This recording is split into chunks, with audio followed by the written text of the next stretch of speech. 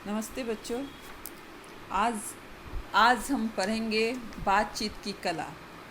पिछले क्लास में भी बेटा हमने पढ़ा था ये चैप्टर, बातचीत की कला, और हमने आपको बताया था कि बात करना भी एक कला है।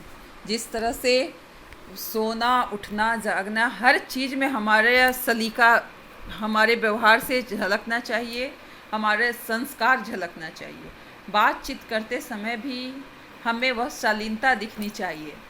हमारी क्या कहते हैं, हमारा संस्कार, हमारे हमारे पूरे शरीर और हमारे उठने बैठने या कहते हैं बॉडी लैंग्वेज से हमारा संस्कार पता चलता है। तो बातचीत के लिए जब हम मुंह खोलते हैं, पहला शब्द बोलते हैं, जैसे आपने सुना है ना, जान परत है काक पीक ऋतु बसंत के माही, कौवे और कोयल का फ़र्क बसंत ऋतु में पता चलता है। तो व्यक्ति चाहे लाख खूबसूरत हो, स्मार्ट हो, लेकिन अगर उसमें बात की करने की कला नहीं है, मुंह खोलते ही उसकी पहचान हो जाती है कि वह किस तरह का व्यक्ति है। तो उसी संदर्भ में हमने पिछले क्लास में भी बात किया था और इस क्लास में भी बात करेंगे।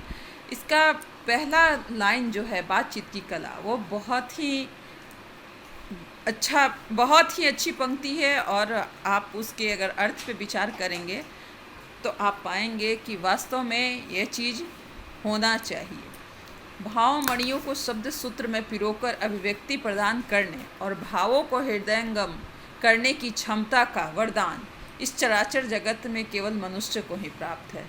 बिल्कुल सही बात है। ईश्वर ने बहुत सारे जीव जंतु का निर्माण किया, लेकिन मनुष्य सब में श्रेष्ठ है। मनुष्य को सर्वश्रेष्ठ स्थान प्राप्त है। और भावमणियों को शब्द सूत्र में, यहाँ भाव का अर्थ भावना रूपी मणि यानी मोती, भावना रूपी मोतियों को शब्द सूत्र यानी शब्दों के धागे में पिरोकर अपने आप को अभिव्यक्त करना, अपने आप की अभिव्यक्ति की जो कला है वह मनुष्यों को ही प्राप्त है। भावों को हृदयंगम करने की क्षमता यानी अपनी बात को, अपनी भावनाओं को दूसरे की मन तक पहुंचाने की जो कला, दूसरे के हृदय तक पहुंचाने की कला, इस सजीव जगत में सिर्फ मनुष्य को ही प्राप्त है। मनुष्य जितनी आसानी से अपनी भावनाओं को एक दूसरे को संप्रेषित कर सकता है, दूसरी कोई सृष्टि के बनाए हुए किसी जीव में वह क्षमता नहीं है कि वह अपनी अभिव्यक्ति को दूसरे तक सही ढंग से पहुंचा सके। बातचीत की कला में निपुण व्यक्ति जीवन में सबसे अधिक आनंद ले सकता है। हम अपनी बोली से में अगर वाक्पटु हैं तो हम अपनी बोली से किसी के भी मन को जीत सकते हैं और किसी के दिलों में हम राज भी कर सकते हैं। प्रभावशाली बातचीत के माध्यम से व्यक्ति अपनी छाप दूसरे पर छोड़ सकता है और दूसरों के विचारों को ग्रहण कर लाभान्वित हो सकता है। अगर हमारे बातचीत का में प्रभाव हो, हमारे बोलने में अगर प्रभाव है, हमारी बातचीत की कला जो है वह प्रभावशाली है, तो सामने वाला श्रोता हमारी बात को सुने बिना रह नहीं सकता है और हमारी बातों को सुन करके वह ग्रहण करने की कोशिश करेगा। उसे अगर अच्छा लगा तो वह उस पर अमल करने की भी कोशिश करेगा। और साथ ही साथ हम ये भी कर सकते हैं कि जो व्यक्ति हमारी बात इतने अच्छे से सुन रहा है, क्योंकि हम मानते हैं और हम जानते भी हैं कि एक अच्छा श्रोता ही एक अच्छा वक्ता होता है। जो व्यक्ति अच्छे ढंग से किसी को सुन सकता है, वही व्यक्ति भविष्य में अच्छा वक्ता साबित हो सकता है। तो हम जो व्यक्ति सामने वाले को यदि हमारी बात को बहुत शालीनता से बैठ करके सुनता है तो हमारे ऊपर भी वह प्रभाव छोड़ता है, हमें यह मजबूर करता है कि हम भी उसकी बात को उतनी ही शालीनता से सुनें। तो दोनों लाभान्वित होते हैं, सुनने वाला भी और बोलने वाला भी। बातचीत, प्रभावशाली बातचीत यही कहलाता है। और बातचीत करते समय हमें यह ज़रूर ध्यान देना चाहिए कि हम जिससे बातचीत कर रहे हैं उसकी सुख सुविधा, रुचि अरुचि, विचार, सिद्धांत, भावनाएं और मान सम्मान, इन सब का पूरा ख्याल रखते हुए, उनकी पसंद नापसंद का ख्याल करते हुए हमें बात कहनी चाहिए। वो व्यक्ति अगर किसी बात से दुखी है तो हमें उस बात का जिक्र उसके सामने नहीं करना चाहिए और उसके मन को दुखी करने का कोई हक मुझे नहीं है। तो हमें ये हक किसी ने नहीं दिया कि मैं अपनी बातचीत से, क्योंकि यह एक वाचिक हिंसा भी हो जाएगी, बार बार अपनी वाणी से किसी को कष्ट पहुंचाना। तो बातचीत की कला में हमें बहुत सारी चीज़ों का ध्यान रखना पड़ता है, और सफल बातचीत में हमारी परिवारों के बीच पनप रही कटुता, असहिष्णुता, वैमनस्यता जैसे सामाजिक रोगों का अंत भी हो जाता है। तो हम अपनी बातचीत से बहुत कुछ कर सकते हैं। बड़े बड़े देश के समझौते, दो देश के बीच समझौते भी बातचीत के द्वारा ही हल किए जाते हैं। बड़ी बड़ी लेखकों ने तो अपनी रचनाओं के द्वारा विचार क्रांति उत्पन्न कर दी, लेकिन बातचीत के द्वारा एक बड़े बड़े मसले को हम हल कर सकते हैं। और बातचीत की माता को हमें अवश्य ध्यान में रखना चाहिए। यह हमारे विकास की ओर, व्यक्तित्व के विकास की ओर हमें अग्रसर करता है, हमें आगे बढ़ने में हमारी सहायता करता है।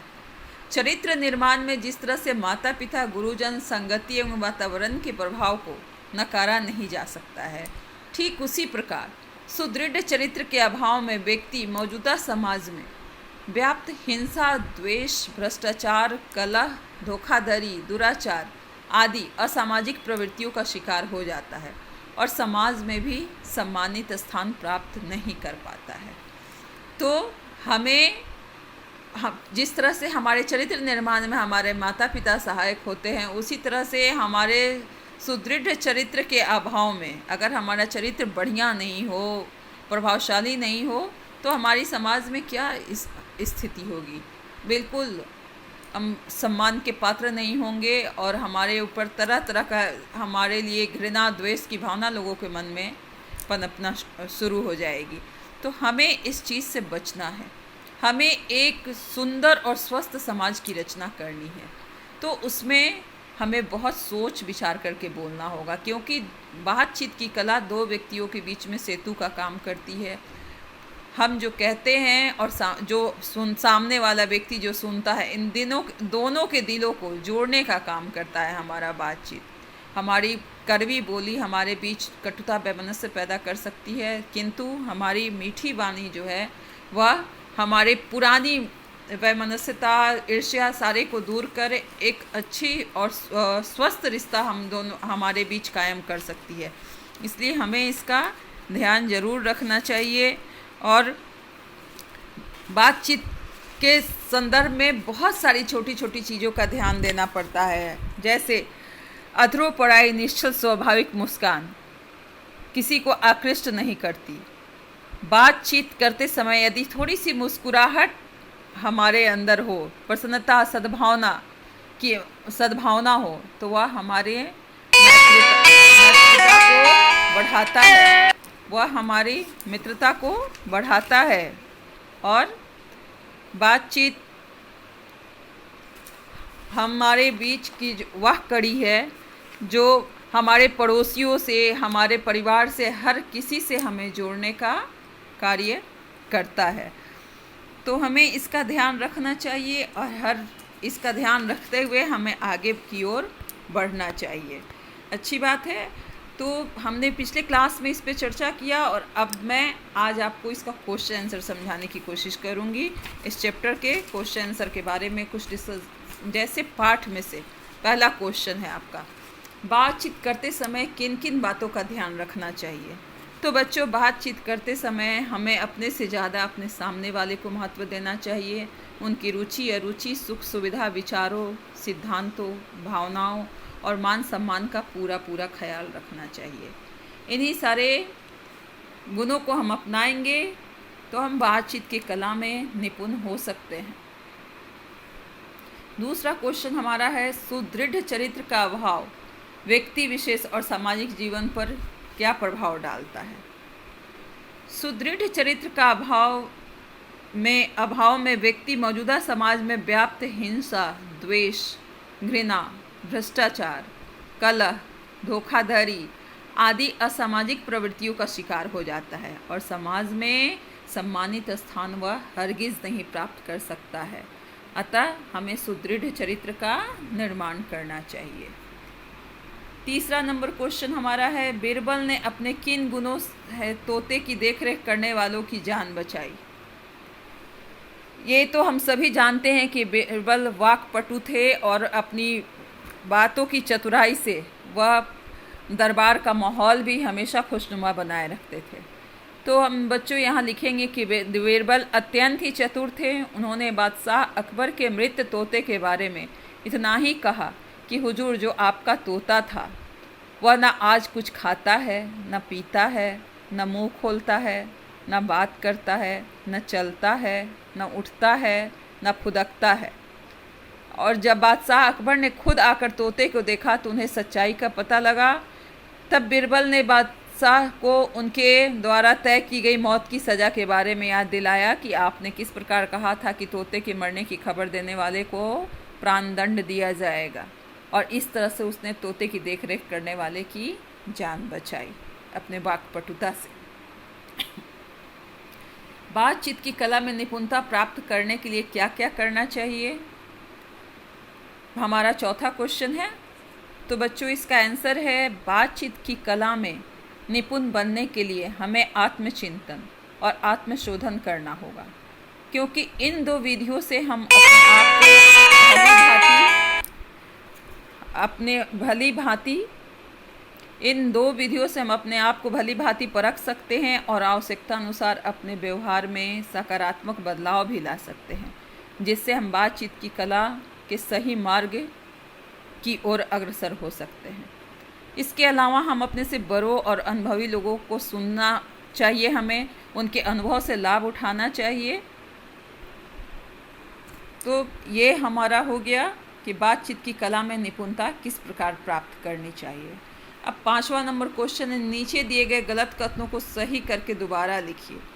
अवसर की प्रतिकूल आचरण करने से व्यक्ति की प्रशंसा होती है। इसे हम दो ढंग से शुद्ध कर सकते हैं बच्चों। इसका पहला आंसर तो ये होगा कि अवसर के अनुकूल आचरण करने से व्यक्ति की प्रशंसा होती है। दूसरा हम इस ढंग से लिख सकते हैं कि अवसर के प्रतिकूल आचरण करने से व्यक्ति की निंदा होती है। दोनों सही है। ख हमारा क्वेश्चन 5 का ख, मधुर मुस्कान में सद्भावना और मित्रता को क्षति पहुंचती है। मधुर मुस्कान से सद्भावना व मित्रता को क्षति पहुंचती है। तो इसका सही आंसर है, मधुर मुस्कान से सद्भावना व मित्रता को लाभ पहुंचता है। मधुर मुस्कान से कभी किसी की क्षति, कभी किसी की हानि नहीं हो सकती है, वह हमेशा हमारे लिए लाभप्रद होती है। बिना सोचे समझे बोलना बातचीत के सिद्धांत के अनुकूल है। यह अनुकूल नहीं है, यह प्रतिकूल है। बिना सोचे समझे बोलना यह बातचीत के सिद्धांत के प्रतिकूल है, बिल्कुल विपरीत है। कोई भी बात हमें सोच समझ के बोलनी चाहिए, वातावरण की समझ के अनुसार बोलनी चाहिए।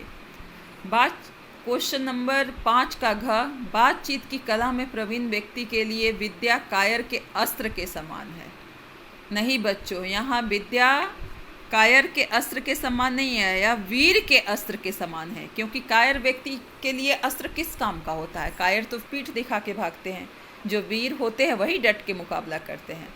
तो बातचीत की कला, बोलने में जो व्यक्ति प्रवीण है, जो निपुण है, दक्ष है, वह व्यक्ति एक वीर की भांति पढ़े लिखे समाज में डटा रहता है और अपनी बात पर दूसरे को सोचने के लिए विवश करता है। तो हमें बातचीत इसका शुद्ध होगा, बातचीत की कला में प्रवीण व्यक्ति के लिए विद्या वीर के अस्त्र के समान है। अब देखिए बातचीत के लिए हमारा दूसरा क्वेश्चन, बातचीत की कला के अभाव में सुशिक्षित व्यक्ति भी उन्नति कर सकता है, कैसे? बातचीत की कला के अभाव में बच्चों सुशिक्षित व्यक्ति भी उन्नति नहीं कर पाता, क्योंकि समाज में उन्नति करने के लिए उसे ज़्यादा से ज़्यादा लोक संबंध स्थापित करना होता है। लोक संबंध समझते हैं? बहुत ज़्यादा लोगों से समाज में संबंध स्थापित करना होता है, मित्रता बनाए रखनी पड़ती है। और मधुर लोक संबंध बनाने के लिए हमें बातचीत की कला में निपुण होना पड़ता है। किसी के साथ अगर हमारी मित्रता है तो वह हमारी वाणी के बल पे है, किसी से लड़ झगड़ के हमारी मित्रता नहीं बन सकती है। तो दूसरी तरफ उन्नति करने के लिए हमें ज्ञानार्जन की आवश्यकता पड़ती है, और ज्ञानार्जन के लिए हमें बातचीत की कला में निपुण होना ही पड़ता है। क्वेश्चन नंबर 2 है, बातचीत के लिए अच्छी बातचीत से प्रत्येक समस्या का समाधान संभव है, कैसे? बच्चों, एक बात तो हमें ज़रूर ध्यान देनी चाहिए कि दुनिया में ऐसी कोई समस्या नहीं है जिसका समाधान ना हो। थोड़ा देर से ही सही, पर समाधान हर समस्या का है, और हर समाधान बातचीत के जरिए निकाला जा सकता है यदि हम पहल करें तो। बातचीत के माध्यम से समस्या को केंद्र में रखकर उसके समाधान के लिए बहुत से बुद्धिजीवी विचार करते हैं, जो हमने अपने हर क्लास की एक एक चैप्टर में हमें ये मिला है। जैसे आपने क्लास 7th में भी ये पढ़ा होगा कि जब राजा पुरु पर सिकंदर ने आक्रमण किया, आक्रमण करने की बात जब सोच रहा था, तो उस समय राजा पुरु ने अपने दरबार के बुद्धिमान लोगों की एक बैठक बुलाई। सलाहकार लोग होते हैं जो उचित सलाह देते हैं, और हमें उनसे विचार विमर्श जरूर करना चाहिए। यदि हम किसी परेशानी में हैं या कोई समस्या हमारे पास है, तो हमें अपने से अनुभवी और बुद्धिजीवी लोगों के साथ विचार विमर्श करना चाहिए, फिर हमारी समस्या का समाधान अवश्य होगा। बच्चों, आप समझ रहे हैं? बातचीत के लिए तीसरा क्वेश्चन, पाठ में बातचीत की कला में निपुणता हासिल करने के लिए हमें कई तरीके सुझाए गए हैं। आप उनमें से किन तरीकों को अपनाना चाहेंगे? सबसे आसान तरीका है बच्चों, बातचीत की कला में निपुण होने के लिए हमें बहुत सारी किताबें पढ़नी होंगी, सज्जनों की सत्संगी यानी सत्संग करना होगा, सज्जनों की संगति में रहना होगा, अपने आत्म विवेक से लाभ उठाना होगा, अपने मन में यह सोचना होगा कि हमारे लिए क्या सही है क्या गलत है, और अपनी अंतरात्मा की से बातें करनी होंगी। हमें उसकी भी बात सुननी होगी, हमारी अंतरात्मा क्या कह रही है, हमें उसकी बात को भी सुननी होगी। अब देखते हैं अनुमान और कल्पना। यदि बीरबल के स्थान पर आप होते तो आप तोते की देखरेख करने वाले की जान कैसे बचाते? जाहिर सी बात है, जैसे बीरबल ने अपनी वाक्पटुता का लाभ उठा करके तोते की देखरेख करने वाले व्यक्ति की जान बचाई, मैं होती उनके जगह पर, तो मैं राजा अकबर को जीवन की सबसे बड़ी सच्चाई को दिखाना चाहती, क्योंकि मृत्यु जीवन का परम सत्य है और इससे हम इनकार नहीं कर सकते। राजा अकबर को भी ऐसा निर्णय नहीं लेना चाहिए था कि जो तोता के मरने की खबर देगा उसे प्राण दंड दिया जाएगा, क्योंकि जो दुनिया में आया है उसे तो एक न एक दिन जाना ही है। राजा अकबर को इस सच्चाई से वाकिफ़ कराना, यदि मैं होती उस जगह पे तो राजा अकबर को इस सबसे बड़ी सच्चाई से रूबरू कराती। दूसरा क्वेश्चन देखिए, इसमें क्या है, किसी ऐसी घटना के बारे में बताइए जब आपने मीठी वाणी के प्रयोग से किसी समस्या का समाधान किया हो। बच्चों, ये आपका सारे बच्चों का ये अलग अलग हो सकता है, क्योंकि आपने अलग अलग तरीके से अपनी मीठी वाणी का प्रयोग किया है और समस्या का समाधान किया। ये आप अपने क्या कहते हैं, पुरानी स्मरण शक्ति को बढ़ाएंगे और स्मरण शक्ति से इसे आप लिखने की कोशिश करेंगे। यदि आपका कोई मित्र अभद्र भाषा का प्रयोग करता है और तथा व्यवहार भी अशिष्ट है, तो आप उसे किस प्रकार समझाएंगे? यदि कोई हमारा मित्र हमारे साथ अभद्र व्यवहार करता है बच्चों, तो हम उसे समझाने के लिए अच्छी हिंदी का प्रयोग करेंगे कि अपना मुंह हमेशा बंद ही रखो, जब भी मुंह खोलते हो हमेशा गलत बात ही करते हो, तुम्हारे मुंह से बातों की बदबू आती है, इसलिए अच्छी बात बोलो। तुम वातावरण को प्रदूषित करते हो अपनी अपशब्द को द्वारा या अशिष्ट व्यवहार के द्वारा, अतः तुम इसे सुधारने की कोशिश करो। दूसरों के साथ अशिष्ट व्यवहार कर अपना व्यक्तित्व का सही अवमूल्यन करना चाहिए, सही अवमूल्यन नहीं करना चाहिए। अपने आप को ही सबसे ज़्यादा सर्वोत्तम मान लेना कि हम सबसे अच्छे हैं या सबसे सही हैं, यह गलत बात होती है। आकलन हमेशा दूसरों की नज़र से होती है, तो हमें इसका ध्यान रखना चाहिए। अब आप देखिए भाषा की बात। भाषा की बात में दिया नीचे दिए गए शब्द युग्म को पूरा कीजिए। शब्द युग्म है शिक्षण, शिक्षण का हो जाएगा प्रशिक्षण। सुख, सुख का सुविधा हो जाएगा शब्द युग्म। विलोम हो जाएगा दुख, लेकिन यहाँ है आपके शब्द युग्म की बात तो सुख का सुविधा होगा। मान, सम्मान। सोचना, समझना। फिर है देख, देख का देख रेख होगा। रुचि, अरुचि। माता, पिता। सिखाने, सीखने। सिखाने का यहाँ होगा सीखने। नीचे दिए गए शब्दों को विलोम शब्द लिखिए। योग्यता, योग्यता का विलोम होगा अयोग्यता। उन्नति, अवनति। सम्मान, असम्मान। सम्मान का अपमान भी सही हो सकता है, असम्मान भी सही है। संतुलित, असंतुलित। तो यह हो गया हमारा भाषा की बात। अब आइए जीवन मूल्य। जीवन मूल्य बहुत ज़रूरी है बच्चों हमारे लिए, क्योंकि जो कुछ भी हम पढ़ रहे हैं, सीख रहे हैं, हमारे जीवन में वह कहाँ तक सही है और हम किस तरह से अमल करें, किस हद तक उस पर अमल करते हैं, इस पे हमें विचार करना होगा। पुष्प की गंध की तरह मुस्कुराहट सबको सुवासित कर देती है। मुस्कुराहट किस प्रकार हमारे जीवन में सुगंध फैलाती है? तो बच्चों, सुगंध हमें मानसिक संतुष्टि देती है। ठीक उसी प्रकार मुस्कुराहट भी हमें और दूसरों को आत्मिक सुख पहुंचाती है। और हम जब एक दूसरे से प्रसन्न रहते हैं तो हमारे जीवन में सुगंध फैल जाता है। इस तरह से मुस्कुराहट हमारे जीवन में सुगंध फैलाती है। क्वेश्चन नंबर 2, मुस्कुराहट भरे चेहरे को देखकर आप कैसा अनुभव करते हैं? जाहिर सी बात है, मुस्कुराहट भरे चेहरे को देखकर हम ताजगी से भर उठते हैं। एक मुस्कुराहट दिन भर की थकान को पानी की बुलबुले की तरह गायब कर देता है। सचमुच मुस्कुराहट किसी रामबाण औषधि से कम नहीं होता है। सारे दिन की थकान को दूर करने के लिए एक मीठी सी प्यारी सी मुस्कान काफ़ी होती है। अब कुछ करने के लिए है, बातचीत और भाषण में क्या अंतर है? दोनों का एक एक उदाहरण संकलित कीजिए और बताइए। बच्चों, ये आपका होमवर्क है कि बातचीत क्या होता है और भाषण क्या है। आप भी जानते हैं बातचीत यानी एक दूसरे से, एक की हम सुनते हैं और एक के जिस कहते हैं, हमारा कहना सुनना जिस प्रक्रिया में होता है वह बातचीत कहलाता है। और भाषण वन साइडेड होता है, एक वक्ता होता है और कुछ श्रोता होते हैं उसके। लेकिन बातचीत हम एक साथ अनेक लोगों से कर सकते हैं। हम किसी की सुनते भी हैं और किसी से बोलते भी हैं। वाक्पटुता पर आधारित किसी कथा का नाट्य रूपांतरण कक्षा में कीजिए। ये तो स्कूल खुलने पर करवाया जाएगा, ये एक्टिविटी करवाई जाएगी आप लोगों से। ऐसी बानी बोलिए मन का आपा खोए, औरन को शीतल करे आपों शीतल होए। मीठी वाणी के साथ साथ बातचीत की कला में अन्य कई गुण सहायक हैं।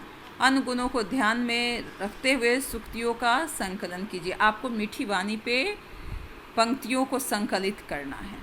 यह आपका कुछ करने के लिए है। बच्चों, ये आपका होमवर्क है, आप इसे करने की कोशिश करेंगे और जहां आपको परेशानी आएगी अगले क्लास में मैं आपकी मदद ज़रूर करूँगी। धन्यवाद।